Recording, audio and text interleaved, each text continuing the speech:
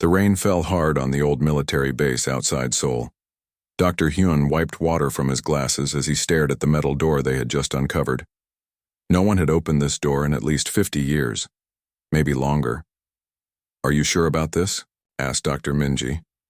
She stood beside him, holding an umbrella over both their heads. Her eyes showed worry. Dr. Hyun nodded. "The energy readings are coming from behind this door. We need to see what's there." The door was old but strong. It took 4 men with tools to break the locks. When it finally opened, the smell of old, dry air rushed out. Dr. Hyun was the first to step inside. His flashlight cut through the darkness, showing a long hallway going down into the earth. "This isn't on any map," Minji said, looking at her tablet. "This whole area should be empty ground." The research team moved slowly down the hall. The walls were made of thick concrete. The deeper they went, the colder it got. After walking for 10 minutes, they came to another door. This one was different. It was made of a shiny metal that didn't look old at all. There was no handle, no lock, nothing to open it with. But as Dr. Hyun got close, the door slid open on its own. The lights came on inside the room beyond. "That's impossible," whispered one of the team members. "The power has been off for decades." The room was large and round. In the center sat an object about the size of a car. It was smooth and black, with lines of blue light running across its surface. It looked like nothing any of them had ever seen before. "Call the Space Defense Force," Dr. Hyun said, not taking his eyes off the object. "Now." Captain Dojin was eating lunch when the call came. He was ordered to take his team to the old base immediately. Something had been found. Something important. His helicopter landed in the rain an hour later. He saw tents set up around an old bunker entrance. Men in science coats were running around. They looked excited and scared at the same time. Dr. Minji met him at the entrance. "Thank you for coming so quickly, Captain." "What's going on?" he asked. "Following her into the bunker. We don't know yet. But it's giving off energy readings like nothing we've ever seen, and it's old. Very old." They walked down the long hallway. More lights had been set up along the walls. Scientists and soldiers moved back and forth, carrying equipment. When they reached the round room, Captain Dojin stopped in his tracks. The black object was still in the center, but now it was moving. Parts of it were shifting and changing shape like a puzzle solving itself. Dr. Hyun stood near it, taking readings with a small device. He looked up when Dojin entered. "Captain." "Good. Timing. Started doing this about 20 minutes ago. The energy levels are rising." "Is it dangerous?" Dojin asked, moving closer slowly. "We don't think so," Dr. Minji said, "but we can't be sure." The black object continued to change shape. It was opening up, revealing a smooth surface inside. The surface glowed with a soft blue light. "It looks like," Dr. Hyun began. "A control panel." Dojin finished for him. The object stopped moving. The blue light pulsed gently. Everyone in the room held their breath. "What do we do now?" someone whispered. Dr. Hyun moved forward, his hand reaching out slowly. "Hyun, wait!" Minji called out. But it was too late. His fingers touched the glowing surface. The blue light flashed brightly, filling the whole room. Dr. Hyun froze, his eyes wide, his body shaking. Above the object, the air seemed to tear open. A display of light appeared, showing strange symbols that moved and changed rapidly. After a few seconds, the symbols changed into Korean writing. "Weapon system Sunfire online. Host species verification complete. Earth defense protocol activated." The words hung in the air. The ground beneath them started to shake. "Everyone out!" Captain Dojin shouted. "Now!" The team ran for the door, but Dr. Hyun didn't move. He stood frozen, his hand still touching the glowing surface. His eyes were blank, staring at nothing. "Hyun," Minji screamed, trying to pull him away. But she couldn't move him. It was like he was stuck to the object. Captain Dojin grabbed her arm. "We have to go. The whole place might come down. We can't leave him," she cried. The shaking got worse. Pieces of concrete fell from the ceiling. Suddenly, Dr. Hyun spoke, but his voice was different. It was flat and mechanical. Scanning global networks. Access granted. Satellite systems located. Defense grid activation in progress. What's happening? To him? Minji asked, her voice shaking. Captain Dojin didn't answer. He was looking at his phone. It was going crazy, showing alerts and messages from his command center. All our systems are being hacked, he said in disbelief. Military networks, power grids, satellites, something is taking control of everything. The lights in the room flickered. The shaking stopped suddenly. Dr. Hyun fell to the floor, his connection to the object broken. Minji rushed to his side. He's alive but unconscious, she reported. The object in the center of the room was fully transformed now. It looked like a complex machine with multiple parts moving and working together. The blue light had spread throughout the room, casting strange shadows on the walls. Then a voice filled the air. It seemed to come from everywhere at once. Threat detected. Invasion imminent. Deploying countermeasures. What threat? What invasion? Captain Dojin demanded, but there was no answer. His phone rang. It was his commander. Captain, get back to headquarters now. Something's happening all over the world. All our systems are going haywire, and we're picking up strange readings from space. Captain Dojin looked at the object, then at Dr. Hyun on the floor. We need to evacuate this place immediately, he told Minji. And we need to take him with us. He might be the only one who knows what's going on. As they carried Dr. Hyun out of the room, the voice spoke again. Preparing Earth Defense Forces. Constructing primary weapon. Time to completion, 3 days. Outside, the rain had stopped, but the sky had changed. Strange lights moved across the clouds. In the distance, sirens were wailing. Captain Dojin helped load Dr. Hyun into a medical transport. As they prepared to leave, he looked back at the bunker entrance. Blue light was pouring out of it now, shooting up into the sky like a beacon. What did we just wake up? He whispered to himself. Dr. Minji stood beside him, watching the blue light climb higher and higher. I don't know, she said quietly, but I think we're about to find out. In his unconscious state, Dr. Hyun's mind was filled with images, stars, ships, weapons, war, a history he had never known, from a time before humans existed, and a single word that echoed over and over. Sunfire. Earth's first and last line of defense had awakened, and it was angry. 3 days had passed since the object called Sunfire woke up.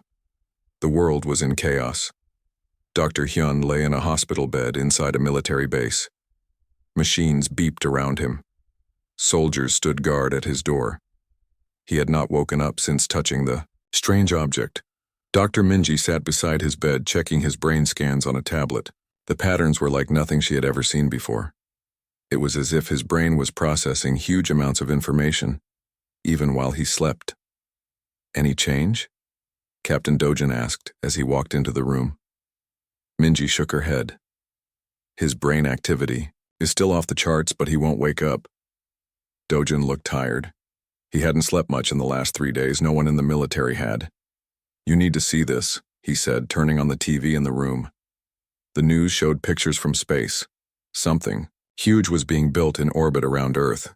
It looked like a massive ship, long and sharp like a spear. Metal parts from satellites and space stations were being pulled together by an unseen force. Blue light glowed between the parts. Sunfire is building something, Minji said, staring at the screen. A weapon, Dojin corrected her. It's building. A weapon the size of a small city. The news changed to show a meeting at the United Nations. Leaders from every country were arguing. Some wanted to try to destroy what was being built. Others said they should wait and see what it was for. They're meeting again today, Dojin said. They want answers, but we don't have any. Suddenly, the machines around Dr. Hyun started to beep faster. His eyes moved under his closed eyelids.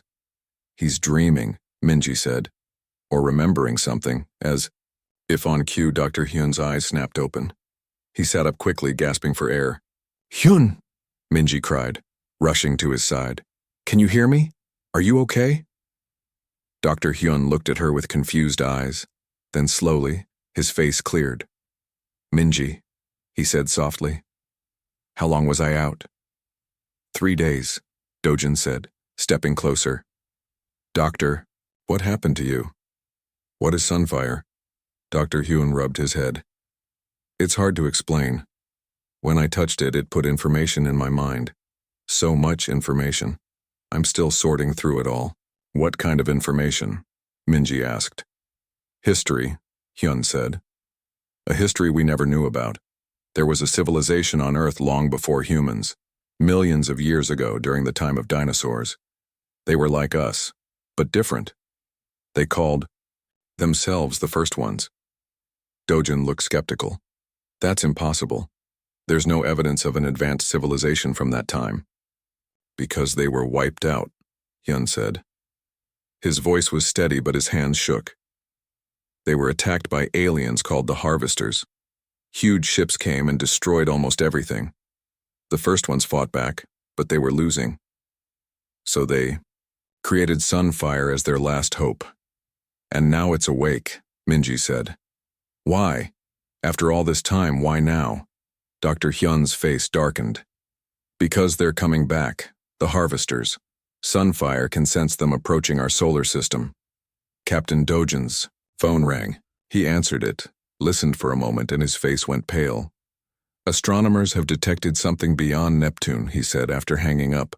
"Multiple objects moving too fast to be natural. They're heading toward Earth." Dr. Hyun nodded as if he expected this. "We need to go to the UN meeting. I can explain what Sunfire is doing. It's building a ship, a star destroyer, to fight the Harvesters. But it needs our help." 2 hours later, Dr. Hyun stood before the United Nations Security Council.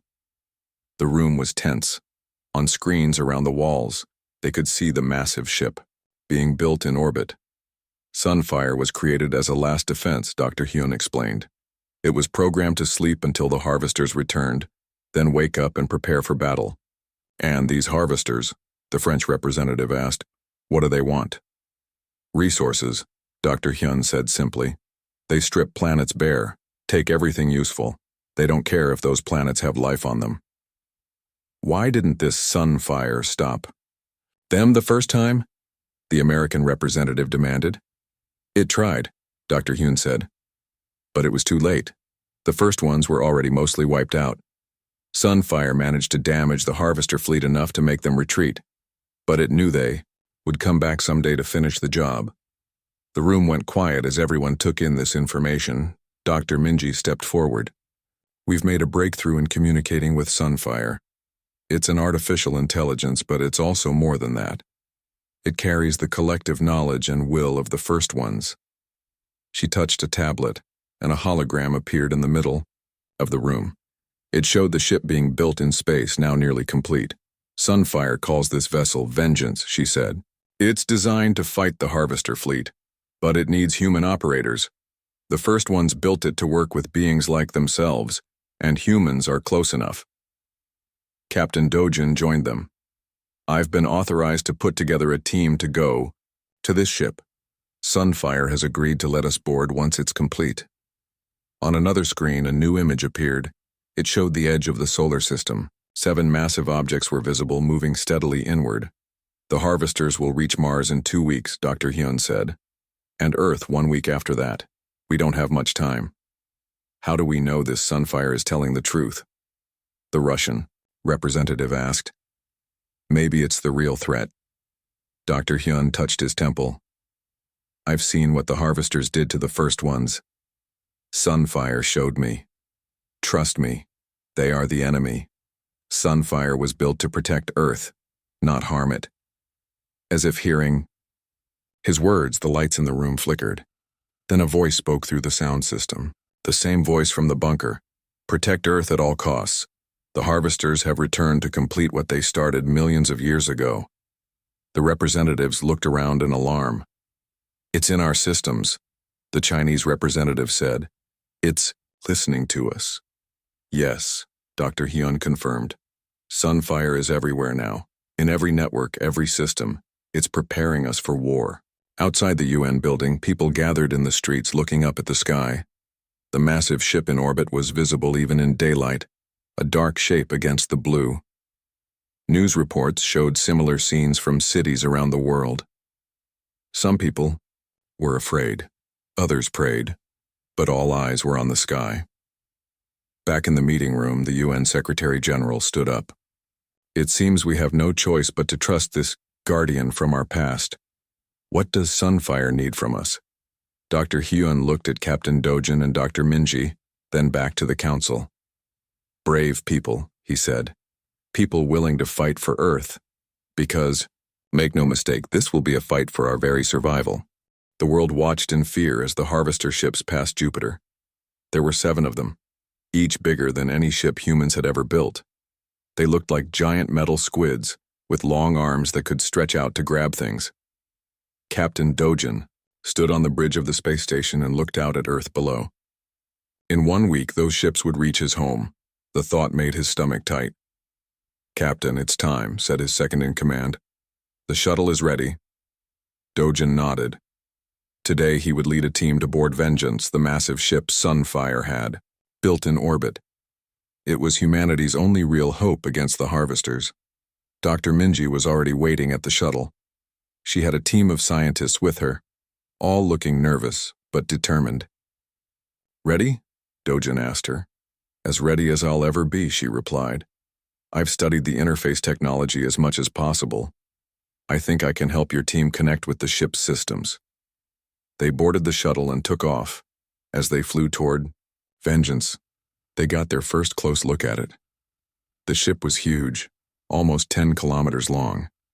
It was shaped like an arrow, pointed and deadly.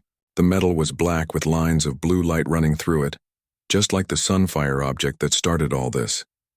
It's amazing, one of the scientists whispered. How did it build something this big in just a few days? No one had an answer. Sunfire's technology was far beyond human understanding.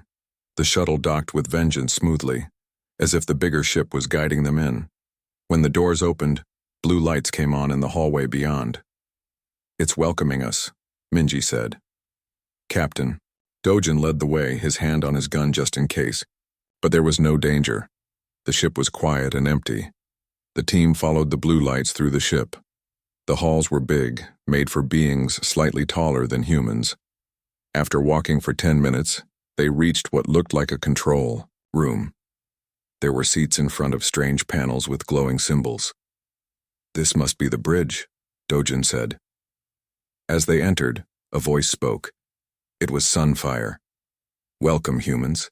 You are now aboard Vengeance. We have little time. The enemy approaches. On a large screen at the front of the room, they could see the harvester ships. They were passing the orbit of Mars now. The red planet looked small next to them. What do you need us to do? Dojin asked. Sit at the control stations, Sunfire replied. This ship was designed for the first ones. Their minds were similar to yours, but not the same. I need human operators to help control the more complex systems. The team took their places at the different stations. Each seat seemed to adjust to fit them perfectly. Dr. Minji, connect your tablet to the main console, Sunfire instructed. I will transfer the interface protocols. Minji did as she was told. Her tablet lit up with strange code that quickly changed to something she could understand. This is incredible, she said, reading through the information. Sunfire, why are the harvesters rushing now? The reports say they've changed their approach pattern. They recognize me, Sunfire said. They know what Vengeance is capable of. They fear it. Captain Dojin looked up sharply. You fought them. Before? Yes. In the final battle, when the first ones fell. I damaged their lead ship severely before they retreated. They have not forgotten. On the screen, they could see Mars more clearly now. The harvester ships were slowing down, spreading out around the planet. What are they doing? One of the team asked. The answer came moments later. The harvester ships extended their long metal arms toward Mars. Where the arms touched the planet, the surface began to disappear, as if being eaten away. They are harvesting resources, Sunfire explained. Stripping the planet of useful materials to repair their ships and build weapons. The team watched in horror as Mars was slowly torn apart. In just hours, large chunks of the planet were simply gone. They'll do that to Earth, Minji whispered. To our home. Not if we stop them, Dojin said firmly. Sunfire, how do we fight these things? Vengeance is armed with weapons the first ones developed specifically to fight the harvesters. But to use them effectively, I need a deeper connection with a human mind. The room went quiet. Everyone looked at each other. What kind of connection? Dojin finally asked. Dr. Minji studied her tablet.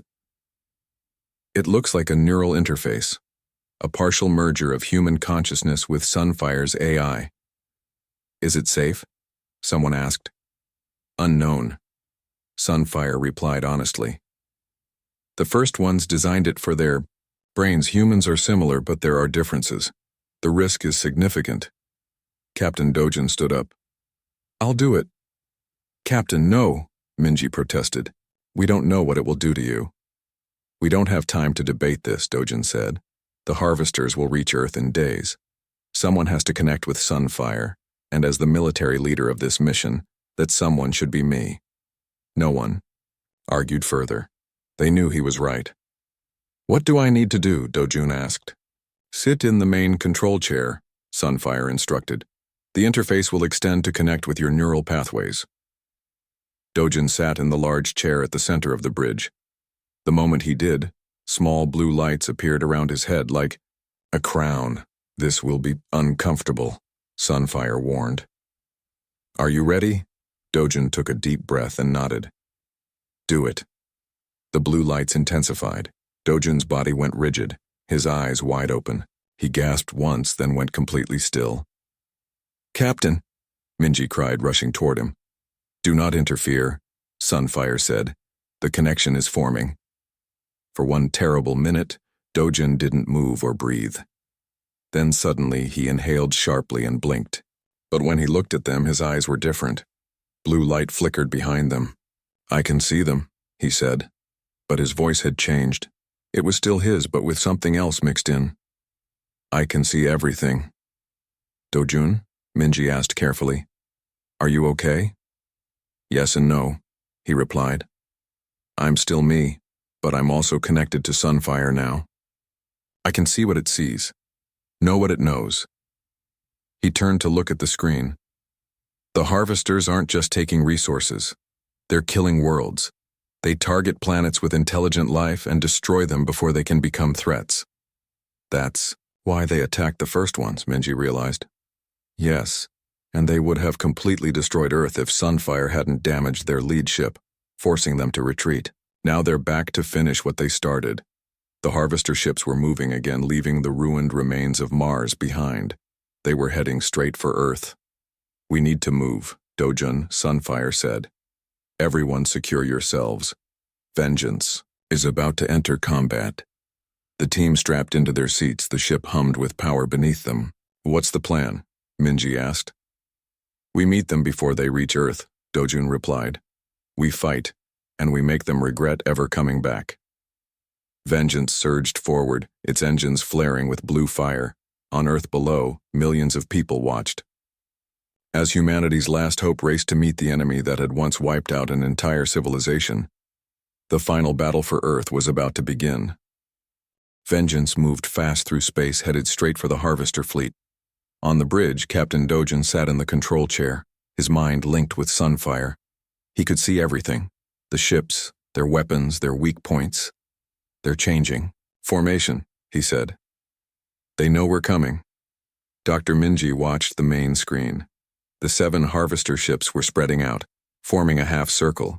They looked like huge metal monsters waiting to attack. How do we fight 7 ships with just one? She asked. Vengeance is not just one ship, Dojin replied, his eyes glowing blue. It's the most advanced weapon the first ones ever created, and it was built specifically to fight the harvesters. The rest of the team worked at their stations, following Dojin's orders. They were getting closer to the enemy now, close enough to see details of the massive ships. They're powering up weapons, one of the crew called out. So are we, Dojin said calmly. Outside, parts of Vengeance began to change shape. Panels slid open to reveal strange devices that glowed with blue energy. The ship itself seemed alive, responding to Dojin and Sunfire's commands. "Everyone hold on," Dojin warned. "First contact in 3, 2, 1. The lead harvester ship fired first. A beam of red energy shot toward Vengeance, but the human ship moved with impossible speed, dodging the attack. "Now it's our turn," Dojin said. Vengeance fired. Beams of blue light shot out from multiple points along the ship. They hit the first harvester vessel dead center. For a moment, nothing happened. Then the alien ship's metal skin began to crack, blue light shining through the brakes. "Direct hit," someone shouted. The harvester ship tried to move away, but it was too late. The blue energy spread quickly, causing more and more damage. Finally, with a silent flash, the ship broke apart. "One down," Dojin said. 6 to go. But the other harvester ships had seen what happened. They changed tactics, spreading out even more. 3 of them fired at once from different angles. This time, Vengeance couldn't dodge all the attacks. One red beam hit the side of the ship, causing it to shake violently. "Damage report," Dojin called out. "Outer hull breached in Section 4, one of the crew reported. Self-repair systems activated.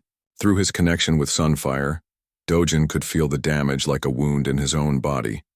But he could also feel the ship healing itself, metal flowing like water to cover the breach.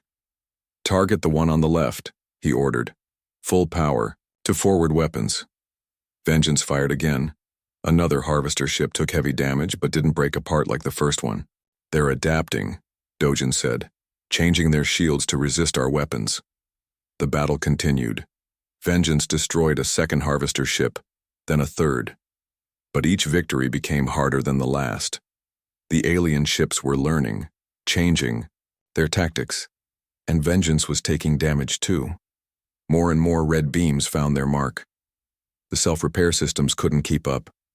"We've lost Engine 2, someone reported. "Weapons power is down to 60%. Dojin's face was tight with pain. Every hit to the ship hurt him through his connection with Sunfire. "We need to end this quickly," he said. The 4 remaining harvester ships suddenly moved together, forming a tight group. They seemed to be combining their power. "What are they doing?" Minji asked, worried. Dojin's eyes widened. "Everyone brace yourselves!" The grouped harvester ships fired as one. A massive beam, bigger than anything they'd fired before, shot toward Vengeance. This time there was no dodging.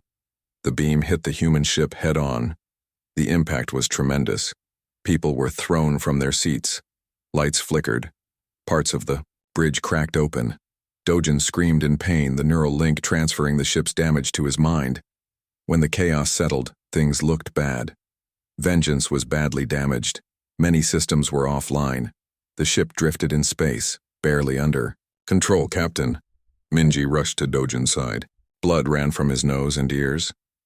"We need to break the connection. It's killing you." "No," Dojin said weakly. "If we disconnect now, we lose control of the weapons. We lose Earth." The harvester ships were moving in for the kill. They surrounded Vengeance, their metal arms reaching out to tear the human ship apart. "We need help," Minji said, looking at the screen showing Earth in the distance. "We can't do this alone." As if in answer, a message came through from Earth Defense Command. "Vengeance, this is General Park. We've been monitoring your battle. We've modified Earth's missile systems based on data from Sunfire. We're ready to launch on your command." Hope flickered on the faces of the crew. Earth wasn't helpless after all. "Send. Targeting data," Dojin managed to say through the pain. Dr. Hyun's voice came over the communication system. "Already done, Captain. Sunfire has linked our defense systems with yours. We can fire together." The harvester ships were almost upon them now. Metal arms scraped against Vengeance's damaged hull. "Fire everything," Dojin ordered. "Now." From Earth's surface, hundreds of missiles launched at once. They weren't the most advanced weapons by the Harvester's standards, but they had been modified with Sunfire's technology. And there were a lot of them. At the same time, Vengeance fired its remaining weapons. Blue energy beams shot out in all directions. The Harvester ships tried to evade, but they were too close, too tightly grouped. Missiles and energy beams hit them from all sides. 2 more Harvester ships broke apart under the combined attack. But the last two survived, and they were angry. The largest ship, the Harvester flagship, fired a new kind of weapon. It wasn't a beam this time. It was a pulse that spread outward in a wave. Where it touched Vengeance, metal began to twist and tear. "Gravity weapon," Dojin gasped. "They're trying to pull us apart." The ship groaned and creaked around them. Pieces of the ceiling fell. Cracks spread across the floor. "We can't take much more of this," Minji said. Dojun's eyes, still glowing blue with Sunfire's light, looked at each member of the crew. Then he made a decision. "Everyone to the escape pods," he ordered. "Now." "We're not leaving you," Minji protested. "That's an order, Doctor," Dojun said firmly. "Sunfire and I have one more card to play, but you all need to be clear of the ship when we do." The crew hesitated, but the ship was falling apart around them. They had no choice. "What are you going to do?" Minji asked as the others headed for the escape pods. Dojun's voice, when he answered, was a strange mix of human and machine. "Protocol Omega, the final option." Through their connection, Sunfire showed Dojun what this meant. It was a suicide attack, using Vengeance's power core to create a weapon that would destroy everything nearby, including the ship itself. "Go," Dojun said to Minji. "Tell Earth we did our best." Tears in her eyes, Minji nodded and left the bridge. Alone, Dojun Sunfire turned Vengeance toward the Harvester flagship. The ship's engines fired one last time, pushing them forward on a collision course. The Harvesters realized what was happening too late. They tried to move away, but Vengeance was too fast, too determined. "For Earth," Dojun whispered. "For the first ones. For all life." Vengeance crashed into the Harvester flagship at full speed. For a moment, there was nothing. Then a flash of blue light, brighter than any star, filled the space between Earth and Mars. When it faded, the Harvester ships were gone. And so was Vengeance. On Earth, people watched the distant flash of light with hope and fear. Had they won? Or was this just the beginning of? 3 months had passed since the Great Battle. Earth was slowly returning to normal, though nothing would ever be the same again. The knowledge that humans were not the first advanced species on Earth had changed everything. Dr. Minji stood by the window in her lab, looking up at the night sky. Somewhere up there, the remains of Vengeance and the Harvester ships floated in space.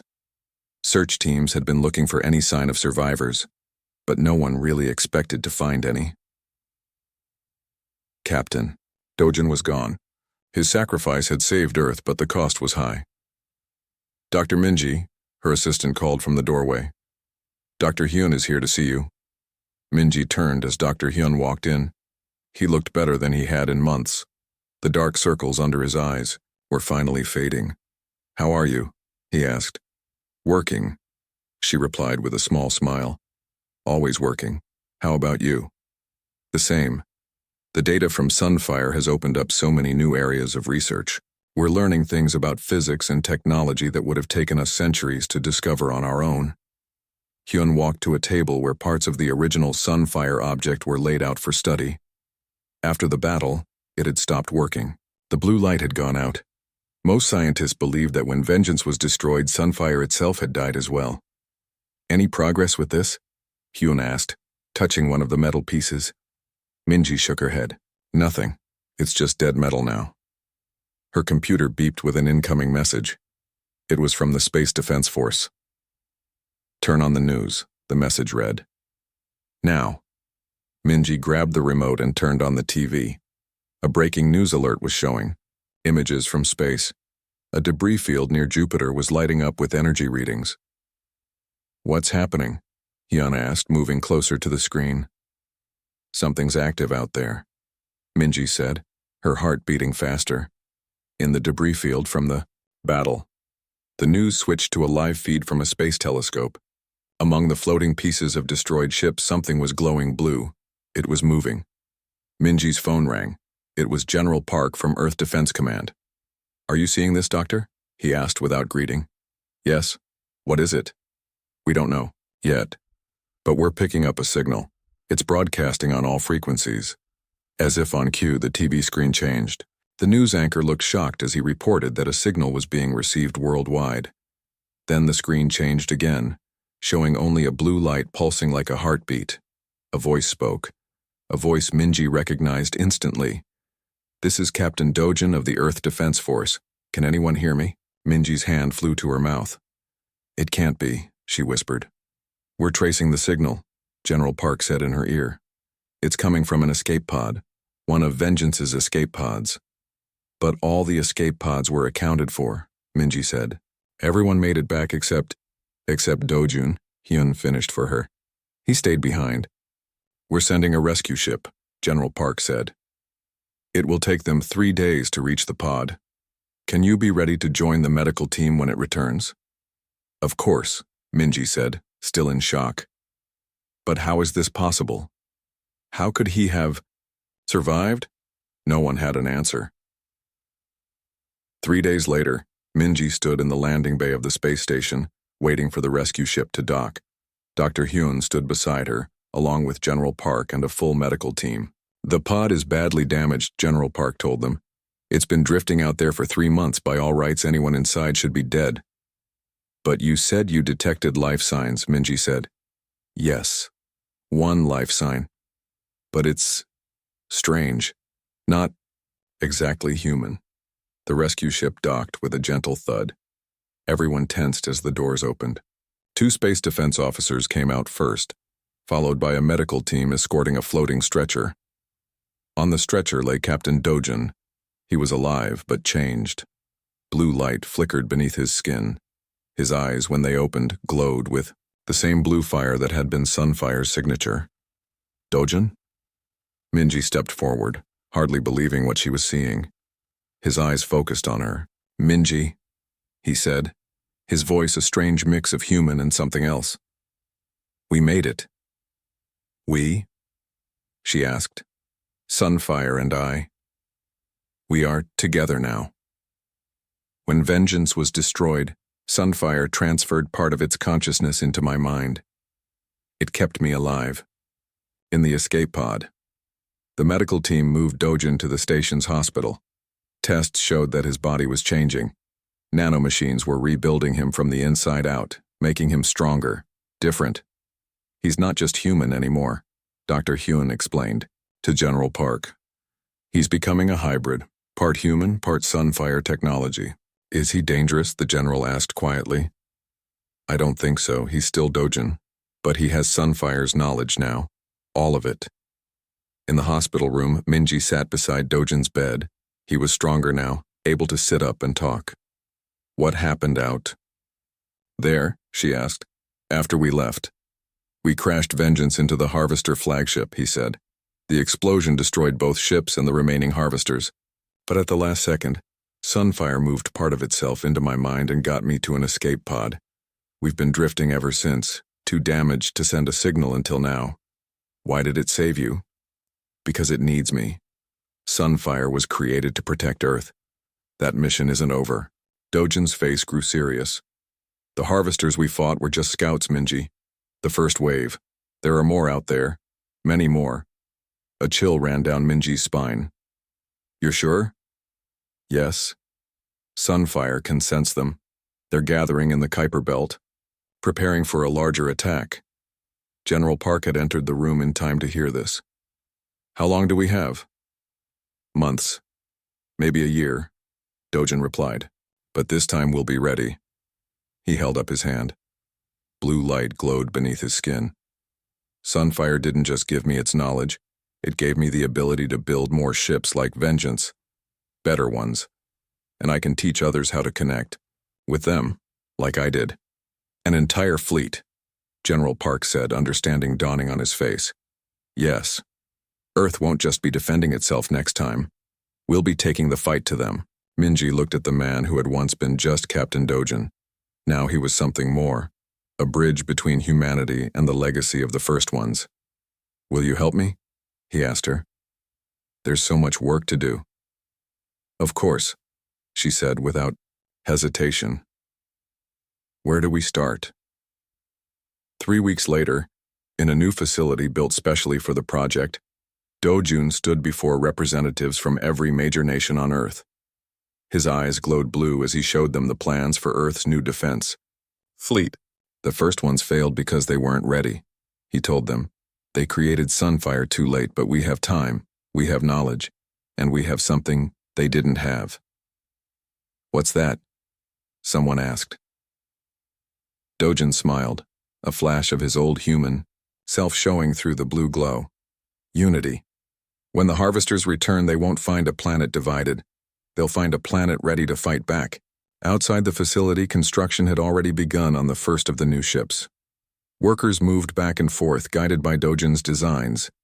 The ship was taking shape quickly, its hull shining in the sunlight. In space, satellites modified with Sunfire technology kept watch on the edges of the solar system. They detected faint signals from the Kuiper Belt. The harvesters were indeed gathering, preparing for their next attack. But this time, Earth would be waiting. This time, Earth would win, not just for humanity, but for the legacy of the first ones, who came before. For all life, everywhere. In his quarters that night, Dojun looked up at the stars.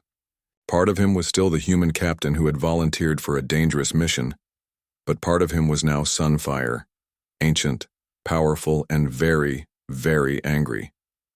"We're ready," he whispered to the distant stars and the enemies hiding among them. "This time, we're ready."